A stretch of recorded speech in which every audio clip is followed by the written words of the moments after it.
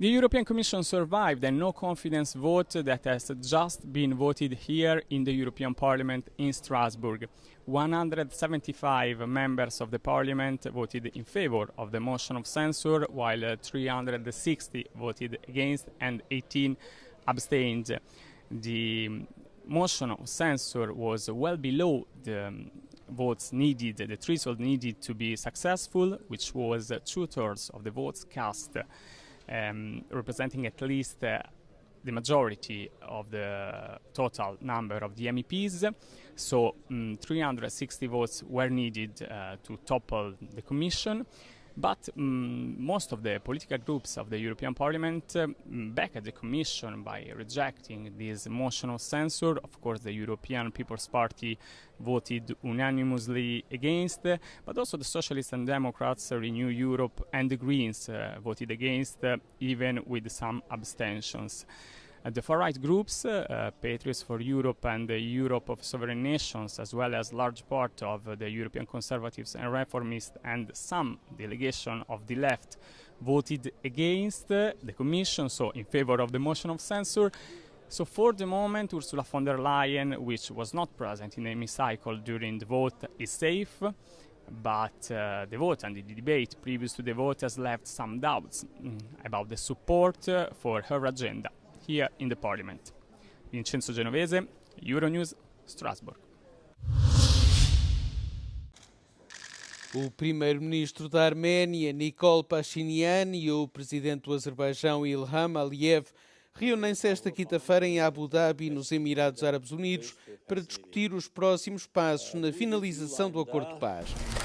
É a primeira reunião bilateral formal entre os líderes da Arménia e do Azerbaijão, desde que concordaram sobre o projeto de texto do acordo de paz após quase 4 décadas de conflito. This is particularly important because it's a bilateral summit. With Russia overwhelmed by its failed invasion of Ukraine, this is very much at the exclusion of Russia.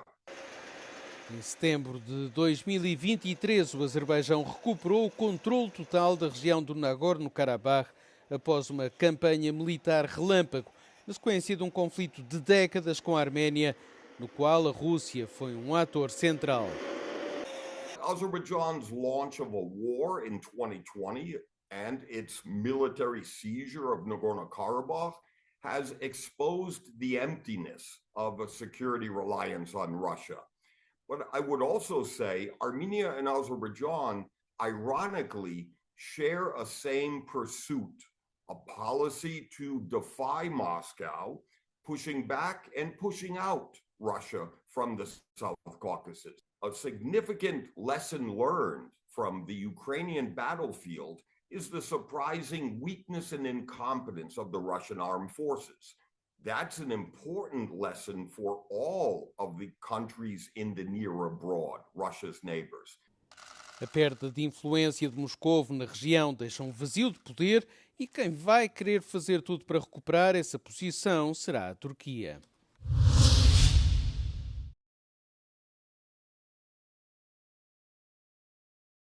O Parlamento Europeu aprovou esta quarta-feira um dos documentos mais difíceis da história do alargamento do bloco. Em causa o relatório de progresso sobre o processo de adesão da Geórgia. Com 490 votos a favor e 147 contra, os eurodeputados lamentam o que apelidam de retrocesso do Estado de Direito e a crescente influência russa sobre o partido no poder, o Sonho Georgiano. A Euronews esteve à conversa com um dos principais relatores. We see rigged elections last year in the parliamentary elections, and since then we've seen ever more brutal clampdown and crackdowns on peaceful protesters. So what this report clearly shows is that the Georgian Dream government seems to be playing out the Russian playbook of disinformation, manipulation and intimidation, and that is really not going towards the membership of the European Union. O Parlamento Europeu tem denunciado repetidamente a alegada fraude eleitoral que teve lugar nas eleições legislativas de outubro passado. E tanto o Bloco como o Conselho da Europa têm vindo a condenar as detenções de dezenas de membros da oposição georgiana, composta por forças pró-europeias, jornalistas e ativistas da sociedade civil nos últimos meses. A return to the EU path could only be considered if the Georgian authorities take credible steps to reverse democratic backsliding, meaning stopping the violence against citizens, releasing all those unjustly detained, suspending repressive laws and engaging in a meaningful dialogue with civil society. No entanto, o governo da Geórgia afirma o seu total empenho no processo de adesão ao bloco, tendo um dos seus elementos dito em maio passado o seguinte à Euronews. There are many speculations about our accession path, but there is no real shift in our policy. We have the only policy which is the integration agenda. That's formally adopted by the government. As crescentes divergências entre a União e o governo da Geórgia levaram as duas partes a congelar o processo de alargamento, apesar de o país ter obtido o estatuto de candidato.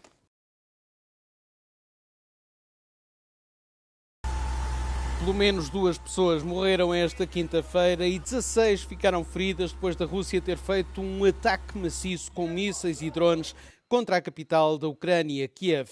De acordo com as autoridades ucranianas, o ataque terá provocado incêndios em toda a cidade e ocorre um dia depois do mais pesado ataque aéreo da guerra, que dura há mais de 3 anos. As equipas de salvamento estiveram no local, num bairro residencial de Kiev, depois da queda de detritos ter provocado um incêndio no último andar de um edifício de apartamentos. A Rússia lançou mais de 700 drones de ataque e de engodo contra a Ucrânia, estabelecendo um novo recorde em termos de barragens noturnas pela 3ª vez em 2 semanas. Muitos residentes procuraram abrigo nas estações de metro subterrâneas. Este ataque ocorre numa altura em que a administração Trump volta a enviar armas para a Ucrânia, depois do Pentágono ter anteriormente ordenado que este envio fosse suspenso. As Forças Armadas russas não comentaram este último ataque. German Chancellor Friedrich Merz received NATO Secretary-General Mark Rutte in Berlin on Wednesday as Germany celebrates its 70th anniversary of joining the alliance. Both Merz and Rutte underlined their commitment to Ukraine and said that the priority is to bring about a ceasefire with Russia as soon as possible. The NATO Secretary-General said that Europe is not producing enough military supplies and welcomed the increase in defence spending the Allies agreed to a couple of weeks ago in The Hague.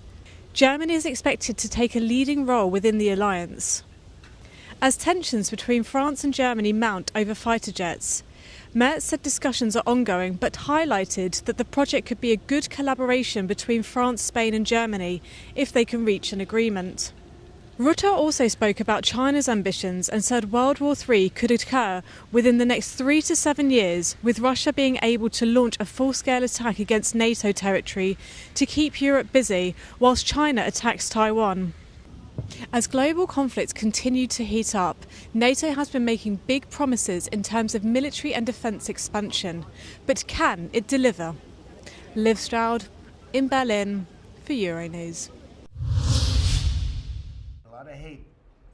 Donald Trump escreveu uma carta a Lula da Silva onde disse que iria impor tarifas de 50% sobre as importações brasileiras, em parte devido aos ataques insidiosos do Brasil às eleições livres e aos direitos fundamentais de liberdade de expressão dos americanos. No início da carta, Trump mostrou ainda respeito profundo pelo ex-presidente brasileiro Jair Bolsonaro e disse que o seu julgamento é uma caça às bruxas que devia terminar imediatamente. Se falou em golpe é uma coisa abominável. Em resposta ao presidente norte-americano, Lula da Silva respondeu que o Brasil é um país soberano com instituições independentes e disse ainda que as tarifas de 50% acionariam a lei de reciprocidade económica do Brasil, potencialmente suspendendo acordos comerciais de investimento e de propriedade intelectual com os Estados Unidos da América. Lula também observou que os Estados Unidos mantiveram um superávit comercial de mais de 410 mil milhões de dólares com o Brasil nos últimos 15 anos. Jair Bolsonaro ainda não reagiu ao anúncio de Trump, mas já disse anteriormente que está a ser vítima de perseguição política.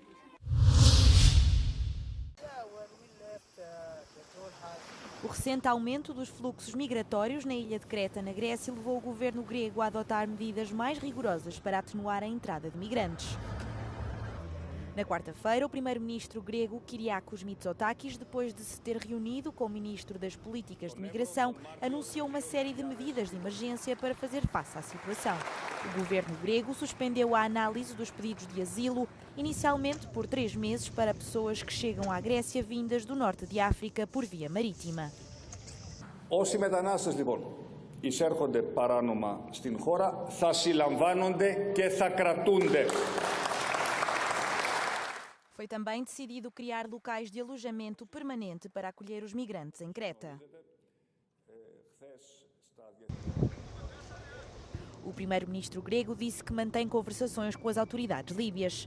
Avisou ainda que as Forças Armadas da Grécia estão prontas para colaborar no controlo das partidas de embarcações a partir da Líbia ou, sempre que possível, impedir que regressem ao ponto de origem. Η ελληνική κυβέρνηση στέλνει ένα μήνυμα αποφασιστικότητας ότι η δίωδος προς την Ελλάδα κλείνει και το στέλνει προς όλους τους διακινητές